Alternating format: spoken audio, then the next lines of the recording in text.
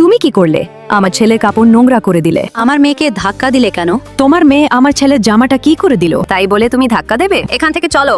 আরে মা, কিচ্ছু হবে না। তুই বললেই হলো। জানিস সেটা কত দামি কাপড়? ওই ছেলের সাথে তুই আর কোনোদিন মিশতে যাবি না, এই বলে দিলাম। আমি তো ঘুরতে গিয়েছিলাম। এখন থেকে সেটাও বন্ধ, বাড়িতে চলো। বাড়িতে চলো বলছি। থত্তারি। কোথায় যাওয়া হচ্ছে শিরিন? আমি সিনেমা দেখতে যাব। বললেই যেতে দিব নাকি? বান্ধবীরা সবাই গিয়েছে, আমিও যাব। তুমি যাবে না, ঘরে যাও বলছি। ফ্যাক্টরি ভালো লাগছে না। কোথায় যাওয়া হচ্ছে? আমি সিনেমা দেখতে যাব। গেলে কি হবে? গেলে কিচ্ছু হবে না, কিন্তু তুমি ঘরে যাও বলছি। এই যে বাচ্চা, কোথায় যাচ্ছ? মা যেতে দাও না প্লিজ, দয়া করে ঘরে ঢুকো। আমি জব করে যাই। আমি এখানেই আছি।